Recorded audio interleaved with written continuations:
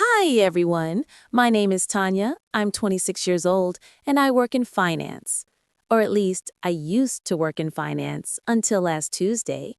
I'm a bit camera shy, so I'll be narrating this behind my photo. But trust me, you need to hear the story of how my boss destroyed his entire career in 14 resolution in front of the CEO.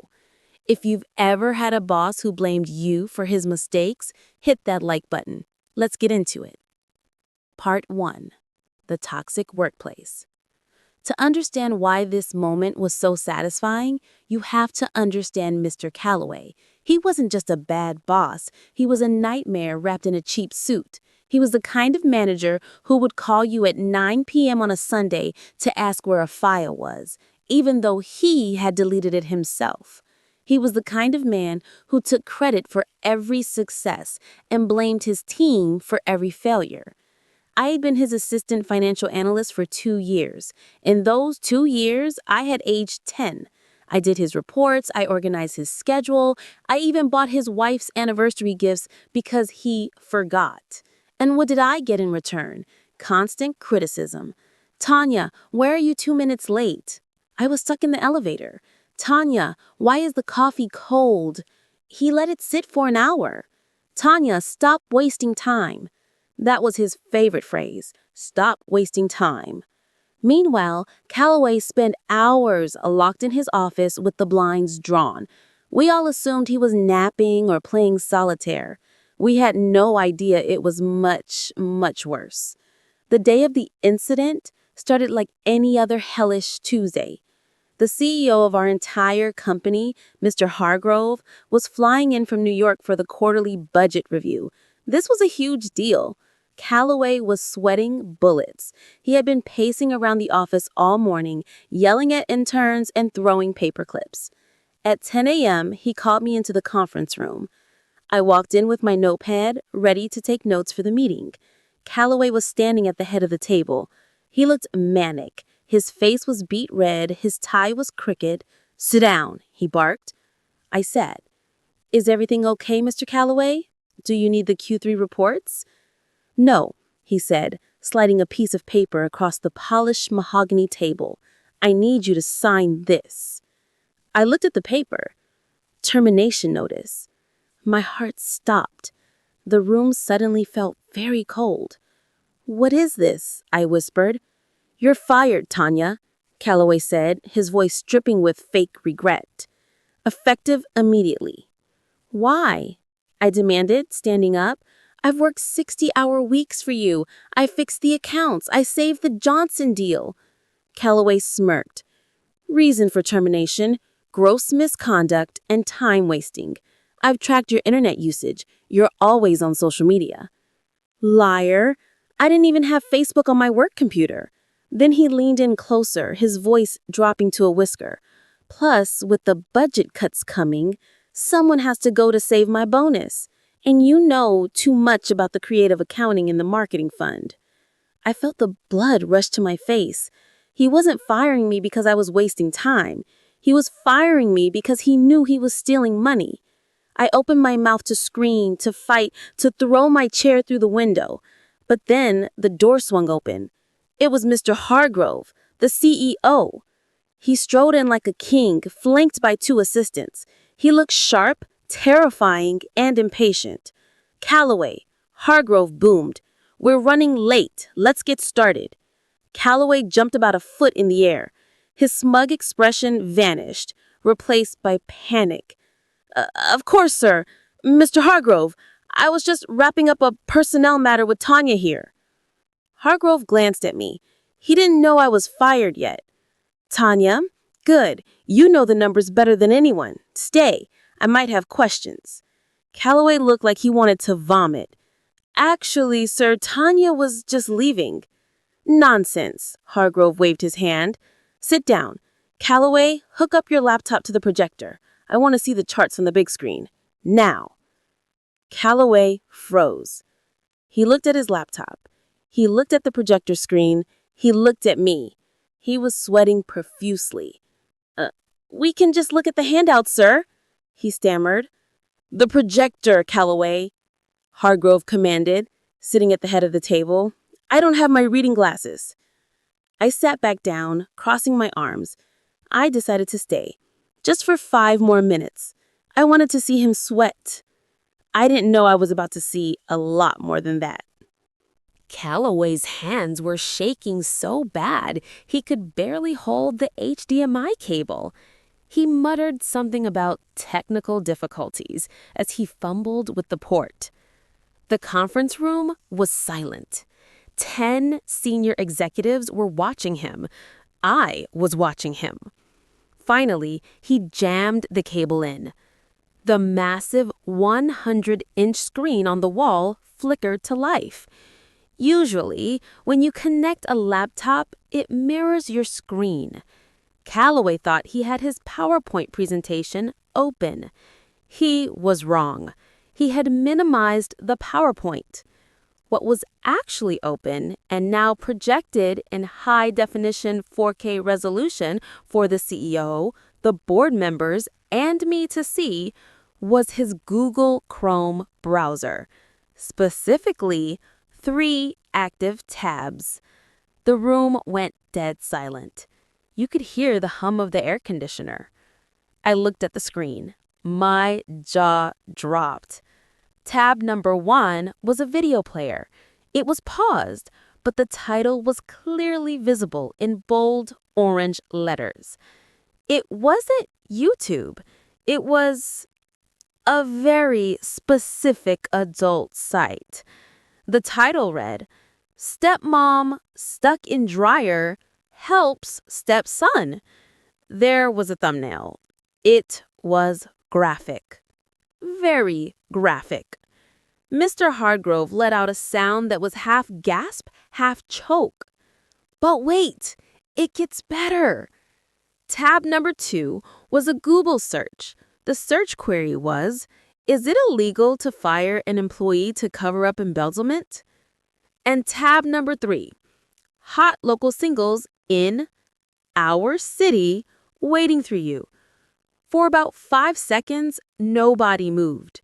It felt like time had stopped. Calloway was facing us, smiling nervously. He hadn't looked at the screen behind him yet. "So," Calloway started, "as you can see from the projections," he pointed a laser pointer at the screen. The red dot landed right on the stepmom's face. Calloway turned around to see what he was pointing at. I have never seen a human being lose color so fast. He went from red to ghost white in a millisecond. He let out a strangled squeak, like a mouse being stepped on. "No! No! That's not mine!" he screamed. He frantically tried to pull the HDMI cord out, but in his panic, his hands were slippery with sweat. He yanked the cord, but instead of unplugging it, he pulled the entire laptop off the table. The laptop crashed onto the floor. A cup of hot coffee that was sitting next to it went flying. The coffee splashed all over Calloway's beige trousers, right in the crotch area. So now, my boss was standing there soaking wet with a broken laptop on the floor while a giant image of an adult video was still frozen on the projector screen because the projector froze on the last frame. I couldn't help it. The tension, the injustice, the absurdity of it all? I started laughing.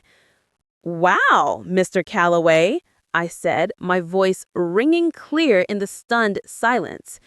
"Is that what you consider time wasting?" Mr. Hargrove stood up slowly. His face was a mask of cold fury. He walked over to the wall and pulled the power cord of the projector. The image finally vanished. He turned to Calloway, who was on his knees trying to wipe coffee off his pants with his tie. "Calloway," Hargrove said. His voice was dangerously quiet. "Get out." "Sir, please, it's a virus. My computer was hacked. I was researching spam."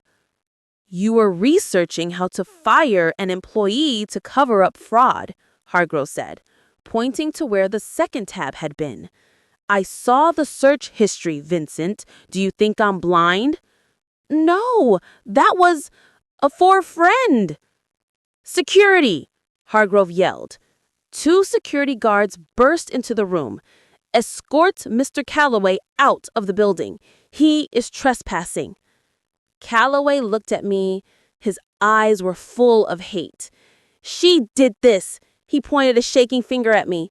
Tanya planted it. She's the hacker. Hargrove looked at me. I stood up. I was calm now.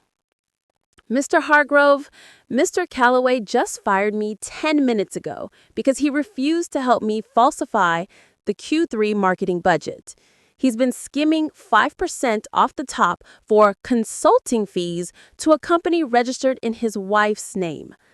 I reached into my pocket and pulled out a USB drive. I made a backup of the real financial logs before he locked me out. It's all here. I slid the USB drive across the table to the CEO. Calloway lunged for it. Don't touch that! One of the security guards tackled him. It was beautiful. Calloway face planted into the carpet. They dragged Calloway out of the room. He was screaming, "Do you know who I am?" Hargrove picked up the USB drive. He looked at me. Is this true, Tanya? Check the file, sir. Folder marketing real versus marketing submitted. Hargrove plugged the drive into his own laptop. He clicked for a minute. He frowned. Then he nodded. My God, he whispered. He stole nearly $50,000 in 6 months. He looked up at me. Tanya, I apologize on behalf of the entire company. It's okay, I said. I'm just glad the truth came out. I guess I'll go pack my desk now since I'm fired. Fired? Hargrove laughed. You just saved us millions in potential lawsuits and theft. You are absolutely not fired. He looked at Calloway's empty chair at the head of the table. In fact, Hargrove said, we have a vacancy for a senior financial manager.